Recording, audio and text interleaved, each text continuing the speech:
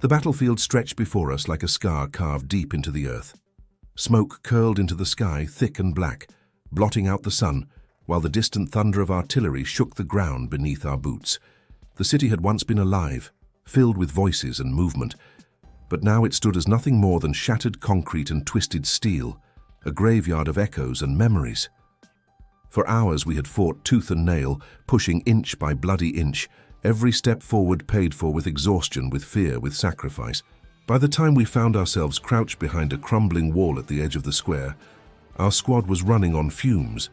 Supplies were nearly gone, ammunition was dwindling to the last magazine, and yet retreat was not an option. Command's voice crackled through the static of the radio, hard and unrelenting. The enemy had dug in deep across the square, and unless someone broke through, the entire line would collapse. That someone was us. Our leader's voice carried steady through the storm. He told us plainly that this was it, that we had one chance left, one push to determine whether the front would hold or fall. His words carried a weight that even the artillery could not shake, and though some of us chuckled nervously, none of us could mask the gravity of what lay ahead. We looked at each other with tired eyes, but behind those eyes burned something fierce, something unspoken. This was not just about survival anymore. It was about holding the line for everyone behind us. We were all that stood in the way. In the moments before the assault, time seemed to slow. We busied ourselves with routine movements, loading magazines, checking weapons, tightening straps, as though the repetition could drown out the dread. I remember how one of my squad mates whispered about our lack of ammunition, about how thin the odds had become. Another asked in a half-broken voice whether we could really pull this off. For a heartbeat, silence lingered, thick and heavy, but then our leader cut through it. He didn't raise his voice, didn't bark or curse. He simply told us to make every bullet count. Those words etched themselves into us, settling deeper than fear, deeper than doubt. We knew right then that this was no longer about victory or recognition. It was about each other. The battlefield around us seemed to pause, a strange stillness before the storm. Even the distant guns seemed to fade for a moment, leaving only the pounding of our hearts in our ears. I breathed in the acrid stench of smoke and dust, and it felt as though the world itself was holding its breath, waiting for us to move. And then, without warning, the silence shattered. The first shells landed near our position, detonating with bone-rattling force, hurling dirt and debris into the air. The square erupted into chaos. Our leader raised his hand high, signaling the charge, and his voice tore through the cacophony with a single command. We surged forward. The first steps felt like running headlong into death itself. Bullets sliced through the air with a shriek. Explosions sent waves of dust and shrapnel into our faces, and yet we ran. Every muscle screamed, every instinct begged us to stay down, but we pushed on. A smoke grenade hissed to life ahead of us, providing a momentary shield, and a teammate fired controlled bursts to keep enemy rifles pinned.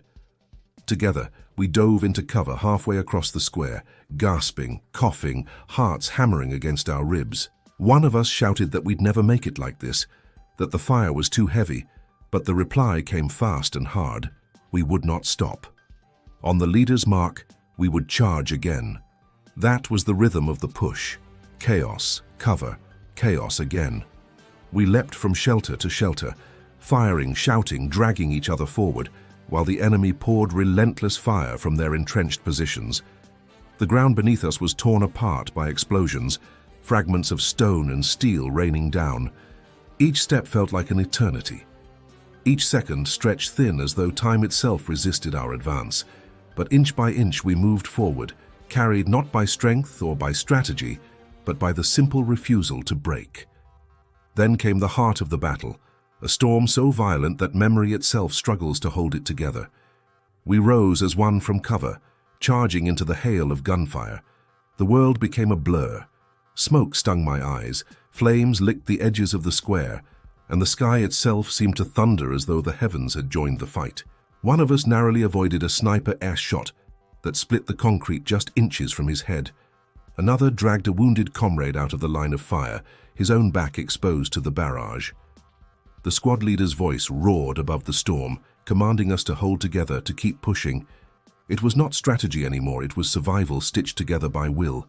We breached their line. I still remember the moment we crossed into their stronghold. The air grew tighter, narrower, the fighting closer. Grenades burst in alleys, rifles barked at point blank, and the clash of metal on metal echoed through corridors filled with smoke. This was not war from a distance. This was war face to face, survival measured by the split-second pull of a trigger or the swing of a blade. The enemy fought fiercely, their defenses layered and unyielding, but so did we. In that storm of violence, we reached the breaking point. Either we would shatter their defenses, or we would be shattered against them.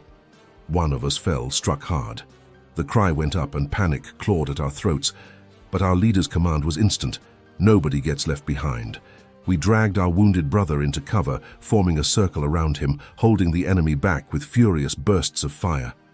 They came in waves, pressing hard against our fragile line, but we refused to yield.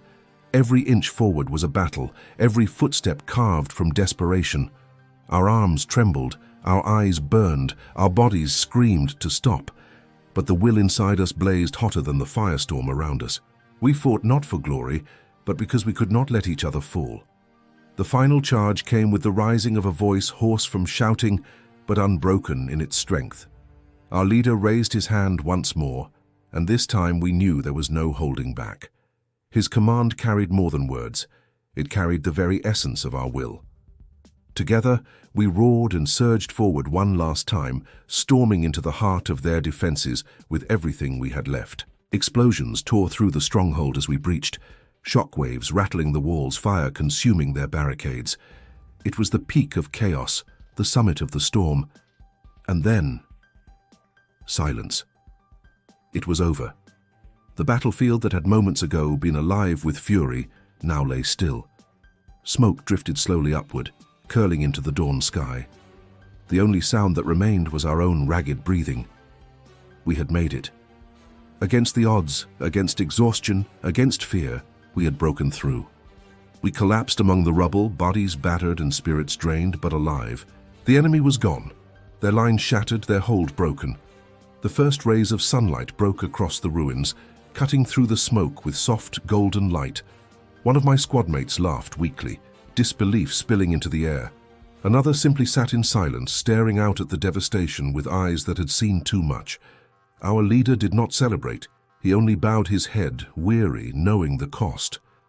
Victory is never what you imagine. It does not come with cheers or triumph. It comes with silence, heavy and unyielding. It comes with the memory of faces you will never see again, with the weight of sacrifices that words can never fully carry.